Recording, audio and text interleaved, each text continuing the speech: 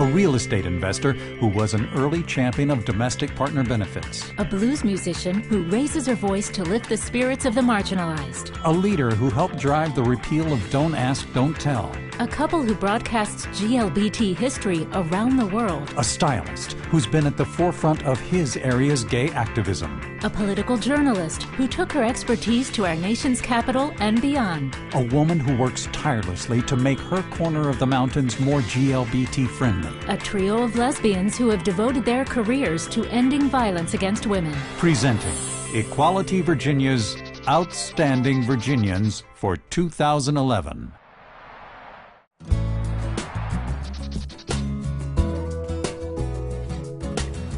In 2005, when Molly and her partner of 26 years, Irene Peterson, went to Canada to get married, they were planning a political action that was also personal.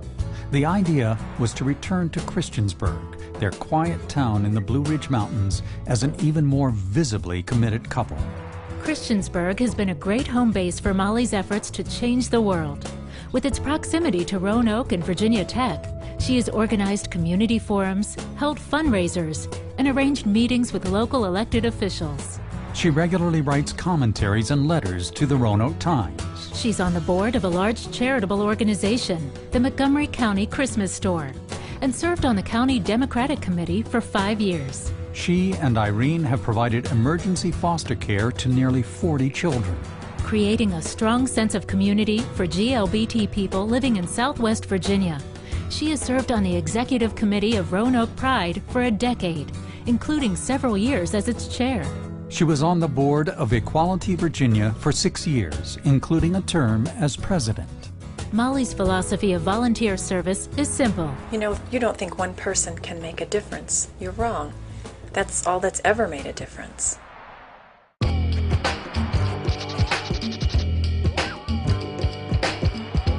When Don't Ask, Don't Tell died an overdue death last December, nobody could have been happier than Tom Field.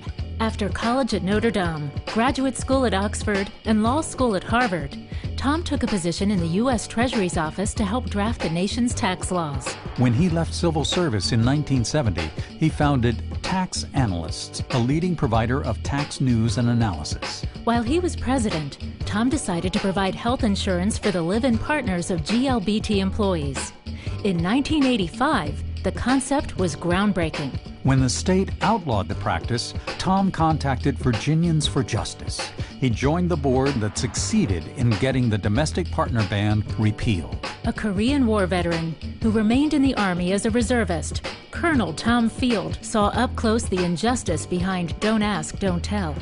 In 2005, Service Members Legal Defense Network created an advisory group of retired officers. Tom was named co-chairman last fall.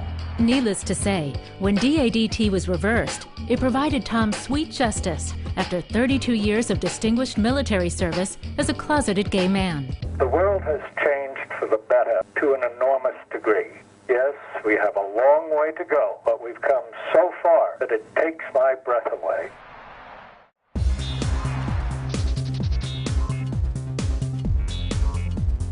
Until a few months ago, Ellen Qualls held one of the most influential staff positions in electoral politics, Senior Strategy Advisor to Speaker of the House Nancy Pelosi.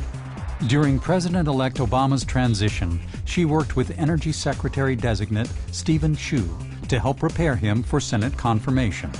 From Mark Warner's 2001 election as Virginia's governor to his decision not to run for the presidency in 2006, Ellen helped shape his image as a bipartisan, pragmatic statesman.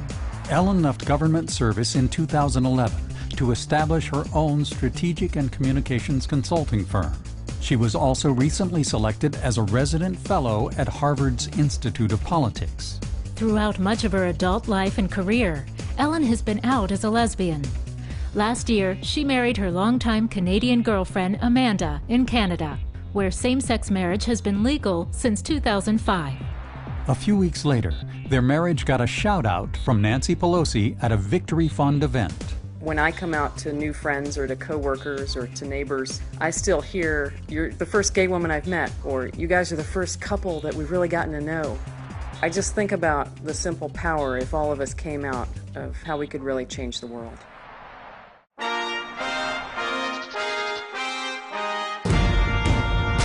If you listen to Richmond Independent Radio, you know Judd Proctor and Brian Burns. If you logged into the internationally syndicated shows This Way Out or I Am, Are You, you've probably heard their work. Harvey Milk's legacy, coming up now on the Rainbow Minute. Their creation, the Rainbow Minute, informs and entertains people around the world with 60-second stories on GLBT subjects. Barbara Jordan, stateswoman and orator, coming up now on the Rainbow Minute.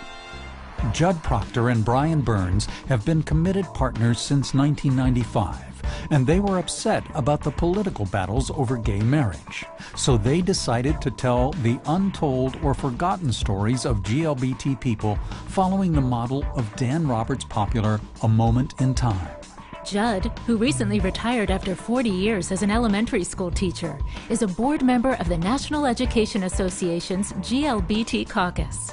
Brian, a former art director at the Martin Agency, takes the rough draft scripts and polishes them for broadcast. The show aired internationally for the first time in 2006, and after 6 years on the air, it will soon broadcast its 1,000th episode. The show's mission is to challenge stereotypes, instill compassion, and make the entire gay community even prouder of who they are. These Minutemen are making their time count.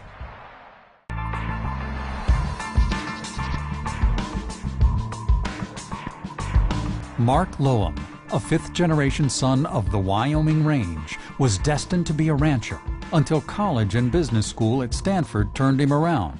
He ended up taking a job in Washington, D.C. in 1989. Soon after, at the age of 24, he was tapped as a senior executive with Halprin's West Group, the largest landowner in Tyson's Corner. Under Mark's leadership, the company was sold last summer for nearly $500 million. After the sale, Mark took his 22 years of D.C. area real estate experience to TRR Sotheby's International Realty, where he is now a managing partner. Mark was pleased to learn that 3 of the firm's 5 partners are gay. During all of this, he's been one of Northern Virginia's major activists and philanthropists. He also ensures that these organizations include and recognize his partner, Dr. Joseph Russo, a dentist. Together, they raised their twins, who were born in California, where Mark and Joe could register as domestic partners and both claim parentage rights. During the debate in 2006 over the so-called marriage amendment, Mark and Joe hosted a gathering at their McLean home. The guest of honor was Governor Mark Warner. Throughout his career, Mark has brought his expertise, influence, and philanthropy to help make Virginia a better place for us all.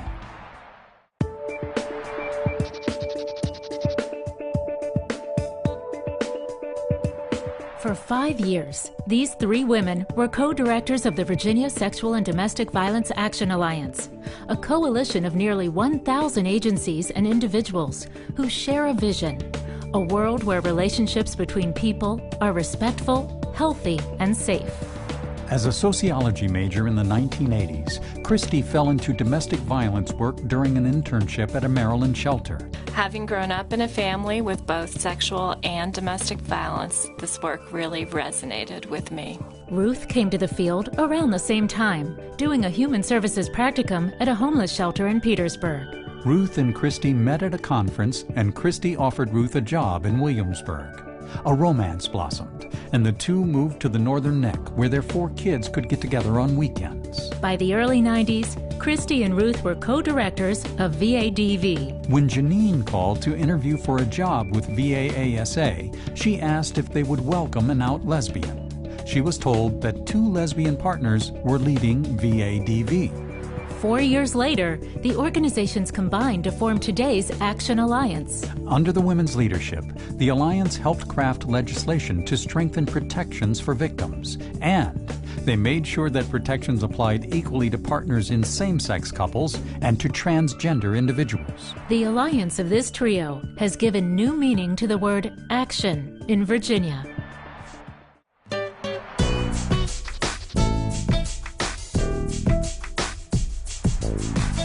If if anyone ever writes a history of gay life in Norfolk, Mitch Rose's name will show up in every chapter.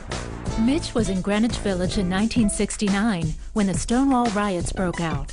He remembers hiding in the bathhouse to avoid being beaten by the police. In 1972, facing the likelihood of being drafted and sent to Vietnam, he enlisted in the Navy and was sent to Norfolk. At re-enlistment in 1981, when he refused to lie about his sexuality, Mitch had to leave the service.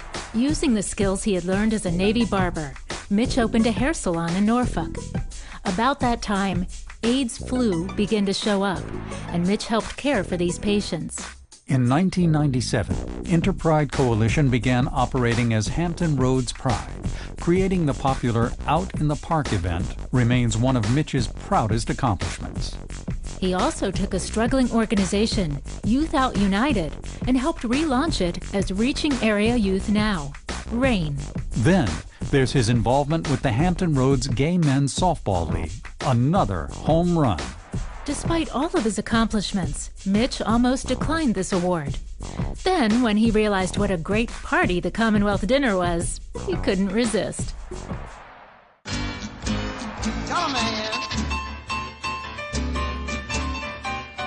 Gaye Adegbalola lived in Harlem during the late 60s, where she married and gave birth to her son. After a divorce, she returned to Fredericksburg, where she taught school for 18 years. She was named Virginia's Teacher of the Year in 1982. Eventually, she became a full-time musician, touring with her trio, Sapphire, the Uppity Blues Women. What you got, baby, is a bitch, ow, with a bad attitude, bad attitude. I need a young man to drive away my middle-aged blues. Tell him about it, Andrew. Her son Juno is now an accomplished musician himself and artistic collaborator with his mom. Her GLBT-themed solo CD, Gay Without Shame, was a major milestone in her career and in queer music. You know I'm here now and I'm queer now. You better get over it. The Gay Without Shame CD takes the healing power of the blues to the queer community, and it brings queer themes and issues to the blues community. Adegbalola is a Yoruba name, which roughly translates to, I am reclaiming my crown. This Nubian queen has proudly claimed her queerness and continues her crowning career.